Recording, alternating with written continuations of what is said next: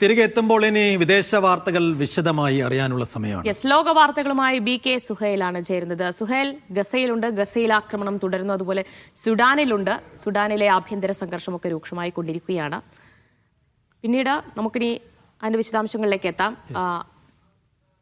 BK Suhail. Okay, ദിവ്യ സൈഫു, ലോകതലത്തിലെ ഏറ്റവും പ്രധാനപ്പെട്ട ഒരു വാർത്ത എന്ന് പറയുന്നത് US ഷട്ട്ഡൌണുമായി ബന്ധപ്പെട്ടുകൊണ്ടുള്ളതാണ്. നമുക്കറിയാം, US അടച്ചുപൂട്ടൽ പ്രതിസന്ധി കഴിഞ്ഞ കുറെ ദിവസങ്ങളായി നമ്മൾ കണ്ടതാണ്. 36ാമത്തെ ദിവസത്തിലേക്ക് അത് കടക്കുകയാണ്. ഈ ഇൻഷുറൻസുമായി ബന്ധപ്പെട്ടുകൊണ്ട് ഡെമോക്രാറ്റുകളും അതേപോലെ തന്നെ റിപ്പബ്ലിക്കൻ പാർട്ടിയും തമ്മിലുള്ള ഒരു തർക്കമാണ് പ്രധാനമായും ഈ ഷട്ട്ഡൌണിലേക്ക് നയിച്ചത്. ഇപ്പോൾ ഏറ്റവും കൂടുതൽ പ്രതിസന്ധി അനുഭവിക്കുന്നത് അവിടെയുള്ള വിമാനത്താവള സർവീസുകളാണ്. വിമാന സർവീസുകളിൽ 10% കട്ട് ചെയ്യാൻ ഡൊണാൾഡ് ട്രംപ് തീരുമാനമെടുത്തിരിക്കുന്നു എന്നുള്ളതാണ്. കാരണം നമുക്കറിയാം, 14 ലക്ഷം ജീവനക്കാരാണ് അമേരിക്കയിൽ ഇപ്പോൾ ശമ്പളമില്ലാത്ത അവധിയിലേക്ക് എന്ന തരത്തിലേക്ക് പോയിട്ടുള്ളത്. പല മേഖലകളിലും പ്രതിസന്ധിയുണ്ട്. അതിലേറ്റവും കൂടുതൽ പ്രതിസന്ധി അനുഭവിക്കുന്നത്, പെട്ടെന്ന് നമുക്കറിയാൻ സാധിക്കുന്നത്, വിമാന സർവീസുകൾ നിർത്തുന്നു എന്നുള്ളതാണ്. ആദ്യഘട്ടത്തിൽ ആഭ്യന്തര സർവീസുകൾ മാത്രമാണ് നിർത്തിവെക്കുന്നുള്ളൂ. 40ഓളം ഏറ്റവും കൂടുതൽ തിരക്കേറിയ അമേരിക്കയിലെ വിമാനത്താവളങ്ങൾ അവ പ്രതിസന്ധിയിലേക്ക് പോകുന്നു എന്നുള്ള വാർത്തകൾ വരികയാണ്. ആഗോള സർവീസുകളെ, ഇന്റർനാഷണൽ സർവീസുകളെ അത് ബാധിക്കാൻ തുടങ്ങുമ്പോഴാണ് അത് ലോകത്തെ തന്നെ ഒരുപക്ഷെ ബാധിക്കാൻ പോകുന്ന ഒരു പ്രശ്നമായി മാറുന്നത്. രണ്ടാമത്തെ ഒരു വാർത്ത എന്ന് പറയുന്നത്, ലബനാനിലേക്ക് അതിശക്തമായ ആക്രമണവുമായി ഇസ്രായേൽ പോവുകയാണ്. ഗസയിൽ ആക്രമണവും അതേപോലെ തന്നെ വെടിനിർത്തൽ ലംഘനവും തുടരുന്നതോടൊപ്പം തന്നെയാണ് ലബനാനിൽ കൂടി വലിയ ആക്രമണത്തിന് ഇസ്രായേൽ പദ്ധതിയിടുകയും കഴിഞ്ഞ ദിവസം അത് നടപ്പിലാക്കുകയും ചെയ്യുന്നത്.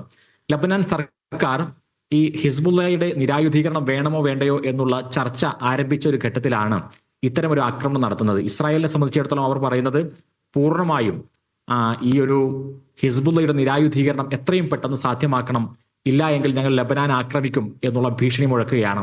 അപ്പോൾ ഇസ്രായേൽ പ്രധാനമന്ത്രി ബെന്യാമിൻ നെതന്യാഹു ഒരിക്കലും ഈ ഒരു ആക്രമണവും അതേപോലെ തന്നെ അധിനിവേശവും നിർത്താൻ ആഗ്രഹിക്കുന്നില്ല. കഴിഞ്ഞ ദിവസം നടത്തിയ ആക്രമണത്തിൽ ഒരാൾ കൊല്ലപ്പെട്ടു, 9 പേർക്ക് ഗുരുതരമായി പരിക്കേറ്റു. ഈ തെക്കൻ ലബനാനിലെ വിവിധ നഗരങ്ങൾ, വിവിധ പ്രദേശങ്ങൾ ഇനിയും ആക്രമിക്കും എന്നുള്ള ഭീഷണി തന്നെയാണ് മുഴക്കുന്നത്. എത്രയും പെട്ടെന്ന് ഈ ഒരു ഹിസ്ബുള്ളയുടെ നിരായുധീകരണം എന്ന് പറയുന്നത് വേണം എന്ന് ലബനാൻ സർക്കാരിനോട് ആവശ്യപ്പെടുകയാണ് ഇപ്പോൾ ഇസ്രായേൽ ചെയ്യുന്നത്. മൂന്നാമത്തെ ഒരു വാർത്ത എന്ന് പറയുന്നത്, COP30 ആരംഭിച്ചിരിക്കുന്നു എന്നുള്ളതാണ്. UN ആഗോള കാലാവസ്ഥാ ഉച്ചകോടിയാണ് COP എന്നറിയപ്പെടുന്നത്. ഇക്കുറി അത് നടക്കുന്നത് ബ്രസീലിലാണ്. ബ്രസീലിലെ ആമസോണിയൻ നഗരമായ ബെലേമിലാണ് ഈ ഒരു ഉച്ചകോടി നടക്കുന്നത്. അതുകൊണ്ട് തന്നെ അവിടെ ഇപ്പോൾ നടന്നുകൊണ്ടിരിക്കുന്ന ഒരു ചർച്ചയിൽ ഏറ്റവും പ്രധാനമായി ഒന്ന്, ബ്രസീൽ മുന്നോട്ട് വെക്കുന്ന ഒരു പുതിയ ഫണ്ട് ഈ വിഷയത്തിൽ ലോകരാജ്യങ്ങളിൽ നിന്ന് വേണം എന്നുള്ളതാണ്. പ്രധാനമായും നമുക്കറിയാം, മറ്റു ആഗോള വാർത്തകളെല്ലാം നമ്മൾ ചർച്ച ചെയ്യുമ്പോഴും കാലാവസ്ഥാ വാർത്തകൾക്ക് വലിയ പ്രാധാന്യം നമ്മൾ കൊടുക്കാറില്ല. അത് എങ്ങനെയെങ്കിലും നടന്നു പോകും എന്നുള്ള ഒരു തരത്തിലാണ് പ്രമുഖ മാധ്യമങ്ങൾ തന്നെ അതിനെ വിടാറുള്ളത്. പക്ഷേ ഭൂമിയിൽ നമ്മുടെ വാസം എത്രത്തോളം സാധ്യമാണ് എന്നുള്ള ഏറ്റവും പ്രധാനപ്പെട്ട ചോദ്യമാണ് ഈ കാലാവസ്ഥാ ഉച്ചകോടി മുന്നോട്ട് വെക്കുന്നത്. ഈ തരത്തിൽ മുന്നോട്ട് പോവുകയാണെങ്കിൽ, കഴിഞ്ഞ വർഷമായിരുന്നു ലോകത്തെ ഏറ്റവും ചൂടേറിയ വർഷം. അതേപോലെ തന്നെ നമ്മളൊന്നും കാണാത്ത രൂപത്തിലുള്ള വലിയ ദുരന്തങ്ങൾ, ഒരു ഭാഗത്ത് വലിയ കാട്ടുതീ, മറുഭാഗത്ത് വലിയ മഴയും പ്രളയവും. ഇതേ രൂപത്തിൽ യൂറോപ്പിൽ പോലും വലിയ പ്രളയവും വലിയ ഉഷ്ണതരംഗവും നമ്മൾ കണ്ടു. അതേപോലെ തന്നെ കാട്ടുതീ നിരവധി മനുഷ്യരുടെ ജീവൻ എടുക്കുന്നത് നമ്മൾ കണ്ടു. കേരളത്തിൽ പോലും കഴിഞ്ഞ വർഷങ്ങളൊക്കെ ഉണ്ടായ പ്രളയവും ദുരന്തവും ഒക്കെ നമ്മൾ കാണുന്നതാണ്. പക്ഷേ അത് വെറും ഒരു ചർച്ചകളിൽ മാത്രം ഒതുക്കരുത് എന്നുള്ളതാണ് ഈ ഒരു കാലാവസ്ഥാ ഉച്ചകോടി മുന്നോട്ട് വെക്കുന്ന കാര്യം. അതിൽ ലോകരാജ്യങ്ങൾക്ക് പല കാര്യങ്ങളും ചെയ്യാനുണ്ട്. പക്ഷേ US പ്രസിഡന്റ് ഡൊണാൾഡ് ട്രംപ് ഇതിനെ ബഹിഷ്കരിക്കുകയാണ്.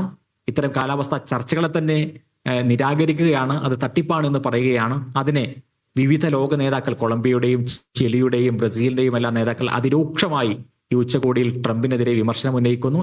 യഥാർത്ഥത്തിൽ ഈ പലതരത്തിലുള്ള നിയമങ്ങളും നടപടികളും ഈ വിഷയത്തിൽ എടുക്കേണ്ടതുണ്ട്. പക്ഷേ